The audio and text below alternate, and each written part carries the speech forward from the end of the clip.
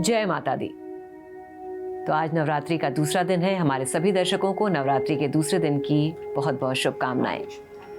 हमारे साथ आज सरिता जी मौजूद हैं, ज्योतिषाचार्य सरिता जी हैं, जो आपको पहले भी कैसे पूजा करें नवरात्रि में, क्या तरीका होना चाहिए, क्या विधि विधान होना चाहिए, आपको बता चुकी हैं। और आज दूसरे दिन भी वो हमारे साथ मौजूद है और वो बताएंगी। दूसरा दिन माँ ब्रह्मचारिणी का होता है, उनकी पूजा कैसे की जानी चाहिए, उसका क्या विधि विधान होता है, हम जानेंगे सरिता जी से। तो सरिता जी बहुत बहुत स्वागत है आपका।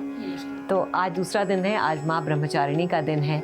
आज माँ ब्रह्मचारिणी की पूजा कैसे की जानी चाहिए, क्या उसका विधि विधान होना चाहिए? देखिए, माँ ब्रह्मचारिणी का अर्थ ही है तपस्या, तप। यदि आप अपने जीवन में तप कर रहे हैं तो माँ ब्रह्मचारिणी की तपस्या ही आपको इस चीज़ से निजात दिला सकती है। आपकी समस्त दुख, जैसे कि माँ ब्रह्मचारिणी जो है वो कहीं ना कहीं शुक्र ग्रह का संबोधित करती हैं, शुक्र ग्रह को।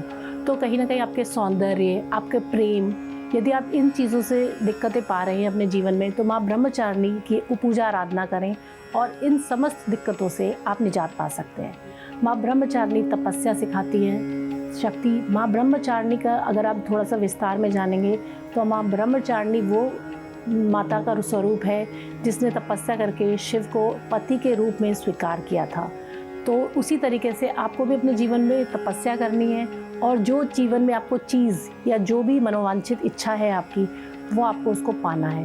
उसके लिए जीवन में तपस्या करना माँ ब्रह्मचारिणी हमें सिखाती है। और माँ ब्रह्मचारिणी सिखाती है कि कैसे तपस्या करके आप अपने जीवन में विजय प्राप्त कर सकते हैं। तो इनकी पूजा में किन किन बातों का विशेष ध्यान रखना चाहिए? माँ ब्रह्मचारिणी के बाएं हाथ में यदि आप देखेंगे तो जप माला रहती है और दाएं हाथ में देखेंगे तो कमंडल रहता है। तो जप माला से ये समझाया जाता है कि माता रानी का जप करें, तपस्या करें, अपनी जो भी इच्छा है वो पूर्ण रूप से आपकी सफल होगी। आप उसके लिए तप पूरी अनुष्ठान से करें। तो माँ ब्रह्मचारिणी का रूप ही ये दर्शाती है। सबसे पहले आप कलश स्थापना की पूजा, कलश की पूजा करें। उसके बाद माँ ब्रह्मचारिणी का पूजा आराधना करें। माता की तस्वीर अपने चौकी पर बिछाएं और उसके बाद माँ ब्रह्मचारिणी के रूप की पूजा आराधना करें। पूजा आराधना में अगर हो सके तो घी का दीपक जलाने के बाद पेठे का भोग अवश्य लगाएं। पेठा माँ को बहुत पसंद है। और माता के ब्रह्मचारिणी के आगे लाल गुलेल का फूल अवश्य रखें, वो भी माता को बहुत पसंद है।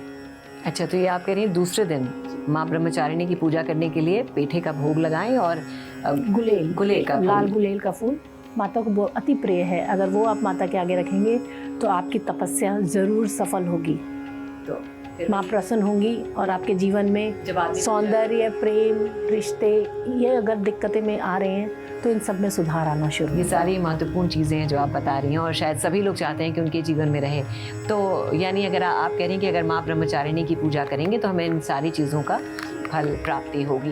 प्रेम हो गया जीवन में, रिश्ते हो गए, आपके रिश्तों में तनाव है तो माँ ब्रह्मचारिणी की पूजा अवश्य करें। सौंदर्य से रिलेटेड कोई इश्यूज़ आपको आ रहा है, सौंदर्य में जो आजकल कॉमन है, लग्जरीज, शुक्र जो प्रेजेंट करता है वो लग्जरीज को प्रेजेंट करता है। तो माँ ब्रह्मचारिणी जो है वो शुक्र का प्रतीक है। तो जितना आप माँ ब्रह्मचारिणी की आराधना, तपस्या करेंगे, आपके जीवन में लग्जरीज उतना ही बढ़ती चली जाएंगी। और इस फल प्राप्ति के लिए कोई विशेष मंत्र जो आप बताना चाहिए, जिसका जाप हमें करना चाहिए? मंत्र, बीज मंत्र आप जप सकते हैं माँ ब्रह्मचारिणी के लिए भी। ओम श्रीम ह्रीम ब्रह्मचारिणी नमः। तो अगर हम इसका जाप, कितनी बार इसका जाप करना चाहिए? 108 बार। कोई भी मंत्र जाप वो कम से कम एक माला 108 बार करें। अच्छा सरिता जी, हम लोग लगातार फल प्राप्ति के बारे में बात कर रहे हैं कि क्या करें कि हमें ज़्यादा से ज़्यादा फल प्राप्ति हो। अच्छा, बड़ी नॉर्मल सी चीज़ है, नवरात्रि की शुरुआत होती है तो बड़ी पॉजिटिविटी सी रहती है। हर आदमी, खासतौर पे जो परेशान रहता है, उसको लगता है कि बस नवरात्रि की शुरुआत हो रही है, माता जी का आगमन हो रहा है और हमारे सारे दुख, दर्द, कष्ट खत्म हो जाएंगे। लेकिन और बड़े शिद्दत से, बड़े श्रद्धा से वो पूजा भी करता है, पूजा पाठ करता है। लेकिन जैसे ही नवरात्रि ख़त्म हो जाती है और उसकी परेशानी वहीं की वहीं रहती है तो आदमी बड़ा हताश भी हो जाता है कि माँ मुझसे खुश नहीं हुई, मेरे पूजा पाठ में कोई त्रुटि रह गई, इसीलिए शायद मेरी परेशानी का कोई हल नहीं निकला। सबसे महत्वपूर्ण सवाल ये है कि कैसे हम अपने आप को पॉजिटिव रखें। नवरात्रि ख़त्म भी हो गई है और अगर हमें समाधान नहीं मिला तो हमें हताश नहीं होना चाहिए और कैसे हमें अपनी पॉजिटिविटी बनाए रखनी चाहिए? देखिए, जीवन में हर समस्या का समाधान आपको मिल जाएगा ये तो कहीं निश्चित नहीं है। ना ही कहीं ये दिखाया गया है कि हम भगवान के मंदिर में जाएंगे और प्रसाद चढ़ा देंगे तो हमें हमारी मनोकामना पूर्ण हो जाएगी। ये सब डिपेंड करता है आपके अपने कर्मों पर और आपकी आस्था पर। यदि आपके कर्म सही हैं, आपकी आस्था ठीक है, आप माता रानी पे पूर्ण रूप पे विश्वास कर रहे हैं, ब्लाइंडली फेथ जिसे कहा जाता है। आजकल लोग ब्लाइंडली फेथ नहीं करते हैं, हर चीज़ में एक कटाश, दिक्कत महसूस करते हैं। तो कहीं ना कहीं यदि आपके जीवन में ऐसा कुछ है माता रानी के नवरात्रे करते समय, तो आप फल की चिंता तो बिल्कुल छोड़ दीजिए, क्योंकि भगवान ने जीवन मृत्यु सब इंसान को ऑलमोस्ट दे दी है। अगर नहीं दी है तो देखिए फल आप कितनी भी सिर्फ मेहनत कर सकते हैं, प्रयास कर सकते हैं। अभी तक फल भगवान ने अपने हाथ में रखा है। आपको कब और क्या मिलेगा ये आपके कर्म ही आपको निर्धारित कर सकते हैं। बाकी कोई पूजा आराधना आपको ये निर्धारित नहीं कर पाएगी। इसके लिए सिर्फ प्यार से माता रानी का आशीर्वाद लेने की कोशिश करिए, तब कीजिए, पूजा पाठ करिए, आराधना कीजिए, जप करें, माता रानी का नाम जपें और फल माता रानी पर छोड़ दें। देखिए अवश्य प्राप्त होगा।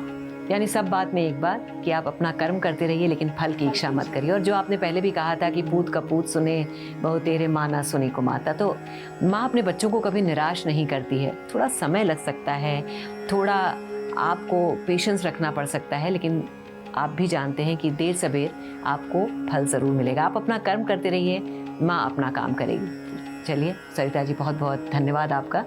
हम फिर लौटेंगे और बताएंगे कि तीसरे दिन के नवरात्रि जो माँ चंद्रघंटा की पूजा की जाती है कैसे करनी चाहिए, अपने दर्शकों को बताएंगे। तो फिलहाल आज के लिए बस इतना ही। बाकी खबरों के लिए देखते रहिए श्रेष्ठ भारत।